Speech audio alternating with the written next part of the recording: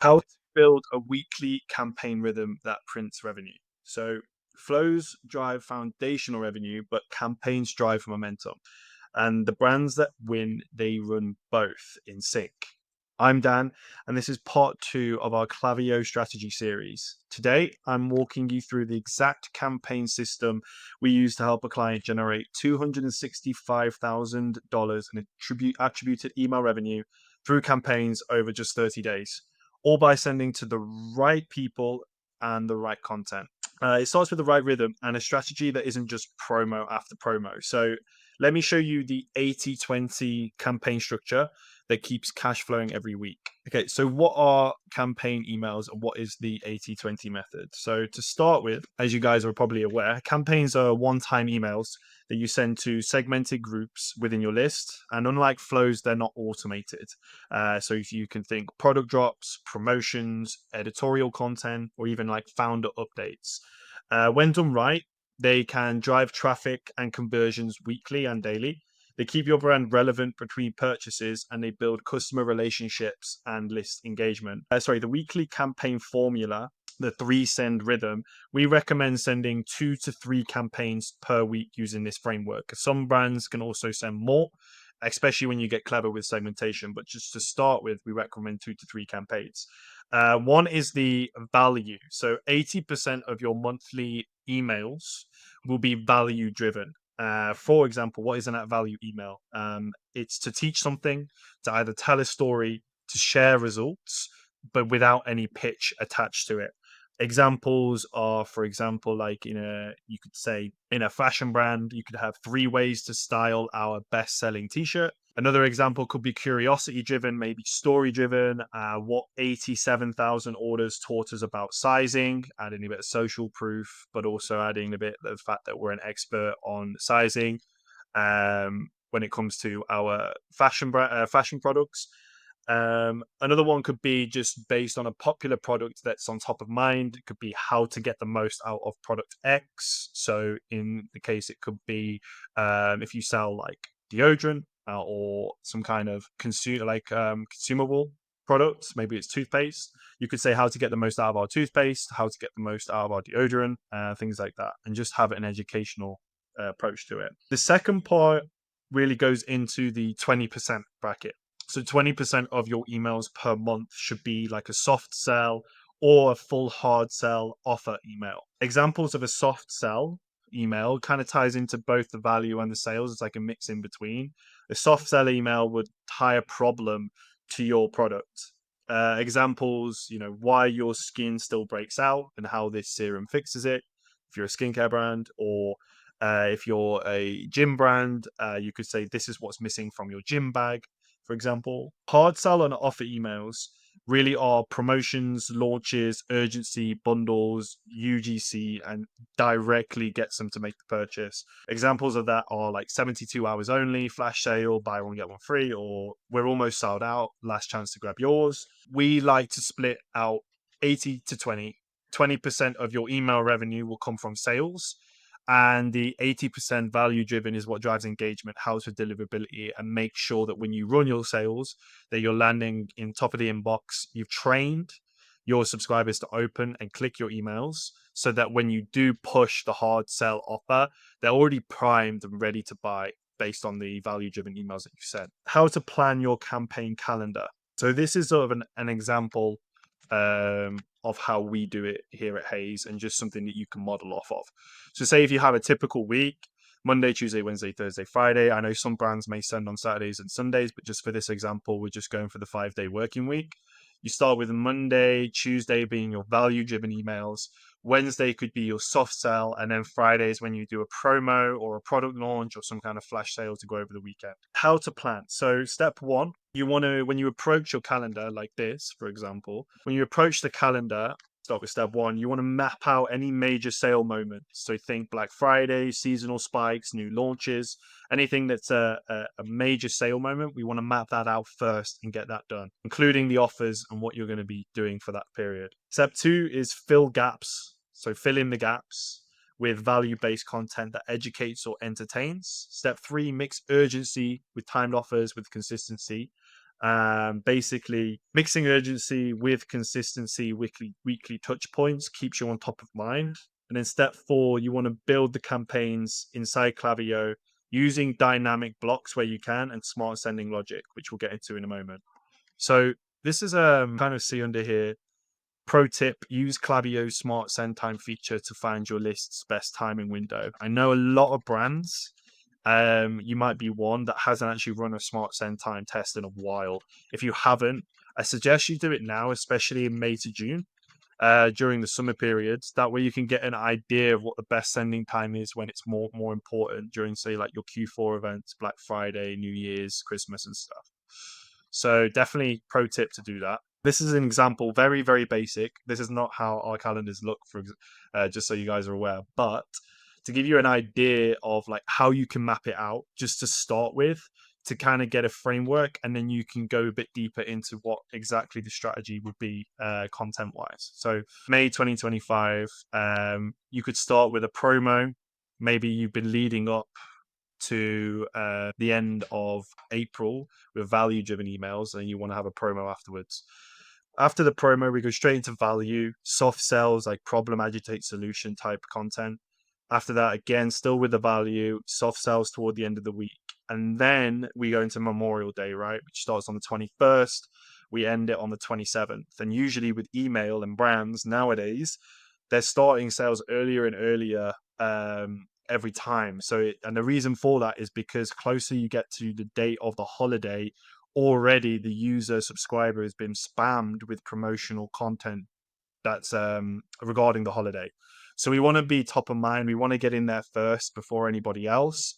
And usually doing this means that you'll see better deliverability, better opens, better clicks, and ultimately sales. So that's an example of how to plan the calendar. So moving now into segmentation. Smarter segments or segmentation in general means more revenue, less burnout, less unsubs, and less fatigue on your list. You want to avoid blasting your full list every time, as we mentioned already in the series, and instead create these 4 main segments. At least these will be your foundational segments, and from this you can get a bit more granular. Start with is your VIPs. They're your highest LTV, high spenders, frequent buyers. Your engaged segments. So in this case, engaged 30 days, opened, clicked in the last 30 days. Third are your browsers, or in this case, sorry, non-buyers. Let's start with non-buyers. They're active but haven't converted. And then lastly are browsers. You want to retarget these people with dynamic product blocks, showing them not just in your browser abandonment as well, right? You want to make sure that you're sending them campaigns which are more relevant depending on where you are in the season. So that's why I put browsers as a separate segment. Most brands will just send them through a browser abandonment flow. That's great. But at the same time, you also want to be targeting them with campaigns as well. So let me just give you an example before we get onto the campaign mistakes. An example of messaging. So important to note, messaging should match your segment. Okay. So in this case, for VIPs, because they're the highest spenders, highest LTV, you can send these guys specialized offers, right? For example, send a thank you bundle to VIPs. Like, thank you for being a VIP. We've created this particular bundle especially for you with a special price attached to it. Nobody else gets visibility for this. You are a VIP. And if you want to have that bundle evergreen, you can create that, have it as a separate page on the website that's hidden, that only those who have a link can access. And you could put that into a flow that's automated with, say, 2 to 3 emails, the first one introducing the bundle offer, the second one introducing some urgency behind it, and then maybe the third one being more kind of like FOMO driven around like the bundle offer is expiring today or something along those lines. Another example of matching your message to a segment is to new subscribers. You want to send up kind of like get started today, finish your setup before you miss out, check this out kind of thing.